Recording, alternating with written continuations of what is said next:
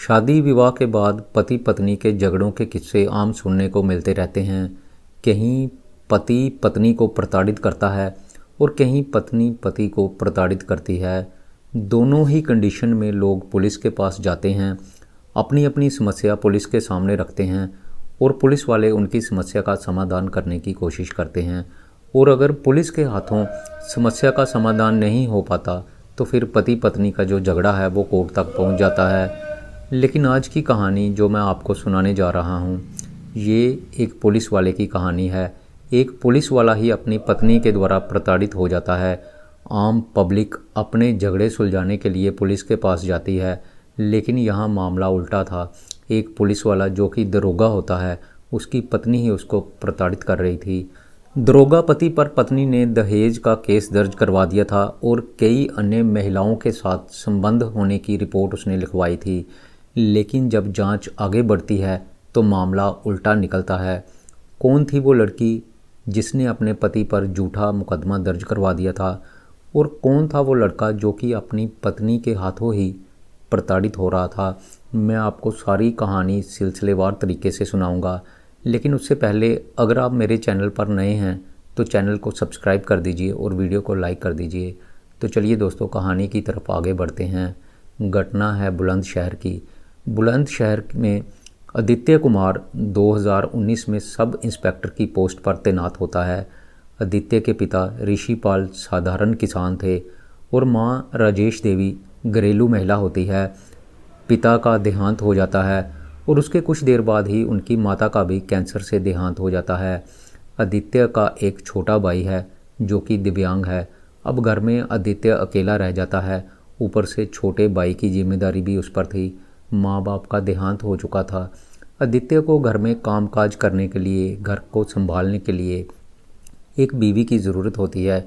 इसलिए आदित्य एक अच्छी लड़की की तलाश में था जो कि उससे शादी करके उसके घर को संभाल सके। गांव में ही रहने वाला एक शख्स जो कि रिश्ते में आदित्य का ताऊ लगता है, एक दिन आदित्य के पास आता है और उसको एक लड़की के बारे में बताता है जिसका नाम दिव्यांशी होता है। दिव्यांशी 30 साल की लड़की है और ताऊ आदित्य को यकीन दिलाते हैं कि लड़की बहुत अच्छे परिवार से है, शादी में लाखों के जेवरात देंगे, कार देंगे और लड़की वाले खूब धूमधाम से शादी करेंगे। आदित्य को रुपए पैसे का कोई भी लालच नहीं था, इसलिए वो अपने ताऊ को बोलते हैं कि ताऊ जी, हमें सिर्फ अच्छी लड़की चाहिए, दहेज का हमें कोई लालच नहीं है। आदित्य को दिव्यांशी के घर लेकर जाया जाता है और जैसे ही उसको वो लड़की दिखाई जाती है, लड़की बहुत खूबसूरत होती है और दरोगा आदित्य को लड़की अच्छी लगती है और वो लड़की से शादी करने के लिए तैयार हो जाता है। और इस तरह से दोनों के परिवार आपसी रजामंदी से 17 फरवरी 2024 को आदित्य और दिव्यांशी की शादी कर देते हैं। आदित्य एक ईमानदार पुलिस ऑफिसर होता है। ड्यूटी के सिलसिले में उसका अक्सर दूर बार जाना लगा रहता था। एक दिन अचानक 21 जून की बात है, आदित्य छुट्टी लेकर घर पर आता है। उसकी पत्नी दिव्यांशी घर पर ही थी। आदित्य अपनी पत्नी का फ़ोन अपने हाथों में पकड़ते हैं। जैसे ही आदित्य ने मोबाइल हाथ में पकड़ा तो उसकी पत्नी दिव्यांशी बेचैन होने लगती है। दरअसल आदित्य को कुछ पैसे किसी के अकाउंट में ट्रांसफ़र करने थे और उसका यूपीआई नंबर चल नहीं रहा था, तो वो अपनी पत्नी के यूपीआई नंबर से पैसे ट्रांसफ़र करने के लिए दिव्यांशी का फ़ोन उठाता है। लेकिन दिव्यांशी के फ़ोन में उसको कोई भी यूपीआई ऐप नहीं मिलता। आप सोचते होंगे कि इसमें कौन सी बड़ी बात है, हो सकता है कि उसने कोई यूपीआई ऐप डाउनलोड ही ना किया हो और वो किसी भी यूपीआई ऐप का इस्तेमाल ना करती हो। नहीं दोस्तों, ऐसा नहीं था। दरअसल प्रियांशी को जब भी पैसे की ज़रूरत होती थी, वो अपने पति को जो नौकरी पर गया होता था उसको बोलकर अपने यूपीआई नंबर पर पैसे ट्रांसफ़र करवा लेती थी। उसका यूपीआई ऐप था और वो यूपीआई ऐप को इस्तेमाल भी करती थी। लेकिन हैरानी की बात ये थी कि जब पति ने उसका फ़ोन उठाया तो उसमें उसको कोई भी यूपीआई ऐप नहीं मिलता। आदित्य अपनी पत्नी को इस बारे में पूछता है, दिव्यांशी कोई जवाब नहीं देती। आदित्य इस बात को कोई ज़्यादा सीरियसली नहीं लेता और उस दिन वो चुपचाप चला जाता है। लेकिन उसके कुछ दिनों के बाद ही दिव्यांशी दोबारा से अपने पति को उसके खाते में पैसे ट्रांसफ़र करने के लिए बोलने लगती है। कभी वो किसी ज़रूरत का हवाला देकर और कभी किसी दूसरी ज़रूरत का हवाला देकर वो अक्सर अपने पति से अपने यूपीआई ऐप पर पैसे ट्रांसफ़र करवा लेती थी और ऐसा काफ़ी दिनों तक चलता रहता है। उसके बाद एक दिन फिर दिव्यांशी जो है वो घर में नहाने के लिए गई हुई थी। मोबाइल उसका बाहर ही पड़ा हुआ था। आदित्य के मन में ना जाने क्या आता है, वो उसका फ़ोन उठाता है और उसको देखता है तो उसकी हैरानी का ठिकाना नहीं रहता, क्योंकि इस बार भी उसको मोबाइल में कोई भी यूपीआई ऐप नहीं मिलता। बड़ी हैरानी की बात थी कि दिव्यांशी पैसे तो अक्सर यूपीआई ऐप से अपने खाते में ट्रांसफ़र करवा लेती थी, लेकिन उसका मोबाइल देखने पर उसमें कोई भी यूपीआई ऐप नहीं मिलता था। यूपीआई ऐप जो होते थे वो डिलीट कर दिए जाते थे। आदित्य अपनी पत्नी से इस बारे में पूछता है। आदित्य अपनी पत्नी से पूछता है कि जब भी मैं घर पर आता हूँ तो तुम यूपीआई ऐप डिलीट क्यों कर देती हो। आदित्य ज़बरदस्ती अपनी पत्नी से यूपीआई ऐप डाउनलोड करवाता है और जैसे ही वो ऐप को अच्छी तरह से देखता है तो उसके पैरों तले ज़मीन खिसक जाती है। ऐप में दिव्यांशी के 10 से ज़्यादा खाते होते हैं और उन खातों में करोड़ों रुपए के ट्रांजैक्शन हुए थे। इस बारे में जब पति अपनी पत्नी को पूछता है तो वो झगड़ा करके मायके चली जाती है। मायके जाने के कुछ दिनों बाद दिव्यांशी अपने पति पर 15 लाख रुपया ज़बरदस्ती हड़पने और कई महिलाओं से संबंध होने का आरोप लगा देती है। आदित्य को अपनी पत्नी के ऊपर शक होने लगता है, इसलिए वो 5 महीने तक अपनी पत्नी के बारे में जांच करता है और सारे दस्तावेज़ जुटाता है। इन दस्तावेज़ों में दिव्यांशी के बारे में जो पता चलता है वो यकीनन हैरान करने वाला था। 25 नवंबर को कानपुर पुलिस कमिश्नर ऑफिस में दिव्यांशी आती है और यहाँ पर खूब हंगामा करती है। दिव्यांशी कमिश्नर को बोलती है कि उसका पति दरोगा आदित्य उसको परेशान करता है और 15 लाख रुपया हड़प चुका है। उसके पति के कई महिलाओं के साथ अनैतिक संबंध हैं। उसका पति सोशल मीडिया पर लड़कियों को अपने जाल में फंसाता है, फिर उनके साथ दोस्ती करता है और उनसे शारीरिक संबंध बनाता है। उसके बाद वो लड़कियों की अश्लील फ़ोटो निकालता है और उन लड़कियों को ब्लैकमेल करता है। कमिश्नर दरोगा आदित्य को बुलाते हैं और उनसे इस बारे में जब पूछा जाता है तो आदित्य कमिश्नर को बताता है कि दिव्यांशी के खातों में करोड़ों रुपए का ट्रांजैक्शन हो चुका है। दिव्यांशी 3 शादियां पहले भी कर चुकी थी। दरअसल आदित्य ने दिव्यांशी के बारे में सारा रिकॉर्ड निकाल लिया था और इस रिकॉर्ड में जो बातें आदित्य ने देखी थी वो ज्यों की त्यों कमिश्नर को बयान कर देता है।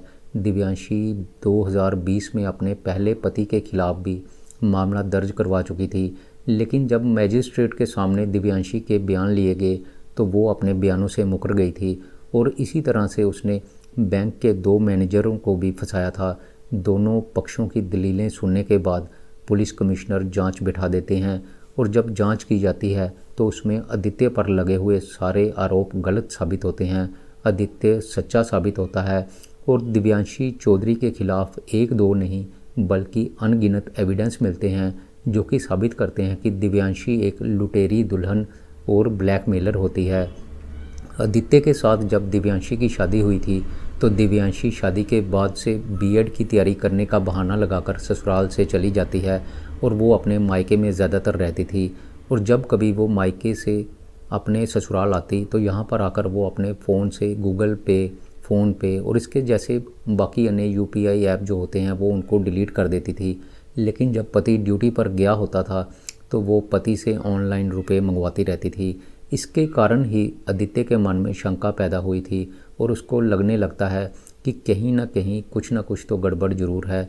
दरअसल यूपीआई ऐप डिलीट होने के कारण ही आदित्य को दिव्यांशी पर शक होने लगा था और अपने इसी शक को मन से निकालने के लिए आदित्य दिव्यांशी के घर के आसपास के लोगों से संपर्क करता है और उनसे दिव्यांशी के बारे में पूछताछ करता है। तो उसको पता चलता है कि दिव्यांशी की दरअसल पहले ही शादी हो चुकी थी और जिसके साथ दिव्यांशी की पहले शादी हुई थी दिव्यांशी ने उस पर भी मुकदमा दर्ज करवा दिया था। अब आदित्य पुलिस वाला था। पुलिस वालों को कोर्ट कचहरी के बारे में सब कुछ पता होता है, इसलिए आदित्य ई कोर्ट ऐप पर दिव्यांशी की डिटेल डालता है तो वहाँ पर एक मुकदमा सामने आता है जिसमें दिव्यांशी वर्सेस प्रेमराज का मामला होता है। आदित्य इस केस के दस्तावेज निकलवाता है तो उसको पता चलता है कि दिव्यांशी ने मेरठ के थाना में दरोगा प्रेमराज पुष्कर और उसके भाई भूपेंद्र पुष्कर के खिलाफ एफआईआर दर्ज करवाई थी। उसके बाद आदित्य मेरठ कोर्ट जाता है और वहां से इस मुकदमे के दस्तावेज निकलवाता है। दस्तावेज़ों में पता चलता है कि दिव्यांशी ने दरोगा प्रेमराज पुष्कर और उसके भाई भूपेंद्र पर जो एफआईआर दर्ज करवाई थी, लेकिन जब कोर्ट में मजिस्ट्रेट के सामने दिव्यांशी के बयान दर्ज होने का वक्त आता है तो वो उस एफआईआर में दर्ज अपने बयानों से पलट जाती है और कहती है कि उसका और प्रेमराज का 3 जुलाई 2019 को प्रेम विवाह हुआ था। उन दोनों ने अपनी मर्ज़ी से लव मैरिज की थी। लोगों के बहकावे में आकर उसने झूठी एफआईआर दर्ज करवाई थी। आदित्य यहीं पर नहीं रुकता, बल्कि वो ठान चुका था कि वो अपनी पत्नी के खिलाफ तमाम सबूत जुटाकर ही रहेगा। इसलिए आदित्य मेरठ के हस्तिनापुर थाना में जाता है। वहाँ पर भी उसको एक रेप की एफआईआर मिलती है। इसमें दिव्यांशी ने पंजाब नेशनल बैंक हस्तिनापुर के मैनेजर आशीष राज और मवाना मेरठ के बैंक मैनेजर अमित गुप्ता पर भी एफआईआर दर्ज करवाई थी। दोनों पर पहले तो रेप की धारा में केस दर्ज किया गया था, लेकिन कुछ दिनों के बाद ही अमित का इसमें से नाम निकाल दिया जाता है। बाद में जब कोर्ट में मामला जाता है तो दिव्यांशी कोर्ट में अपने ही बयानों से पलट जाती है। मतलब कि मामला साफ था। दिव्यांशी पहले तो लोगों को अपने जाल में फंसाती थी, उनके साथ शारीरिक संबंध बनाती थी और फिर उनको रेप के केस में अंदर करवाने की धमकी देकर उनको ब्लैकमेल करती थी। जो उस समय उसको पैसे दे देता था तो वो मामला रफा दफा कर जाती थी, लेकिन अगर कोई पैसे देने से इनकार कर देता तो दिव्यांशी सच में कोर्ट में जाकर रेप का केस दर्ज करवा देती थी। और उसके बाद जब आदमी प्रेशर में आ जाता तो वो उससे और भी ज़्यादा पैसे की डिमांड करती थी और पैसे लेने के बाद कोर्ट में अपने बयानों से पलट जाती थी। उसके बाद आदित्य कुमार प्रेमराज पुष्कर से बात करता है तो उसको पता चलता है कि प्रेमराज अभी भी दिव्यांशी से फ़ोन पर संपर्क करता था और प्रेमराज ने दिव्यांशी को बता दिया था कि आदित्य उसके बारे में सारे दस्तावेज़ निकालने में लगा हुआ है। इससे दिव्यांशी समझ जाती है कि अब आदित्य के साथ उसकी दाल नहीं गलने वाली और उसके बाद दिव्यांशी आदित्य के घर से लाखों रुपए के जेवरात और कीमती सामान समेटकर अपने मायके चली जाती है। वहाँ पर वो कुछ देर रहती है और उसके बाद वो अपने भाई के घर रहने लगती है। उसके बाद वो आदित्य को फ़ोन करके कहती है कि मुझे 1 करोड़ रुपया दे दो, नहीं तो मैं तुम्हारे खिलाफ़ रिपोर्ट दर्ज करवा दूंगी। आदित्य ने इतने पैसे उसको नहीं दिए तो वो उसके पूरे परिवार को जेल में भिजवाने की धमकी देती है, लेकिन आदित्य इसका कोई जवाब नहीं देता। दिव्यांशी को लगने लगता है कि आदित्य उसको पैसा नहीं देने वाला और वो उसके बाद 25 नवंबर को दिव्यांशी कानपुर जाती है और वहाँ पर पुलिस कमिश्नर को अपने पति आदित्य के खिलाफ़ रिपोर्ट दर्ज करने के लिए कहती है। लेकिन तब तक आदित्य अपनी पत्नी के खिलाफ़ सारे सबूत जुटा चुका था। सारे साक्ष्य कमिश्नर के सामने वो पेश करता है तो दिव्यांशी वहाँ से भाग जाती है। तो दोस्तों, आज के ज़माने में जब पुलिस वाले ही सुरक्षित नहीं हैं तो आम आदमी इस तरह की औरतों से कैसे सुरक्षित हो पाएगा। इसलिए कहते हैं कि जब भी शादी करनी हो उससे पहले अच्छी तरह से जांच पड़ताल कर लेनी चाहिए कि आप जिस लड़के से या जिस लड़की से शादी करने जा रहे हैं क्या वो ठीक है। आप कहीं गलत आदमी के साथ तो रिश्ता नहीं जोड़ने जा रहे। ये तो आदित्य था जिसने अपने बिहाफ पर अपनी पत्नी के खिलाफ़ सारे दस्तावेज़ इकट्ठे कर लिए जिसमें कि वो निर्दोष साबित हो पाया। अगर कोई साधारण इंसान होता जिसको कोर्ट कचहरियों की जानकारी ना होती और उसकी पत्नी उसको इस तरह का ब्लैकमेल करने की धमकी देती तो वो डर के मारे जितने पैसे भी उसकी पत्नी मांगती वह उसको दे देता और इस तरह से अपनी पत्नी के हाथों ब्लैकमेल होने लगता। दोस्तों, मेरी आज की कहानी का मकसद किसी को डराना नहीं था, बल्कि हमारा मकसद था लोगों को अवेयर करना, ताकि लोगों को जानकारी हो सके कि हमारे आसपास क्या हो रहा है और लोग इस तरह की घटना को होने से पहले ही जान सकें। तो दोस्तों, मेरी आज की ये कहानी यहीं पर ख़त्म होती है। मैं फिर आऊँगा आपके लिए एक नई कहानी लेकर। तब तक के लिए नमस्कार, शुक्रिया।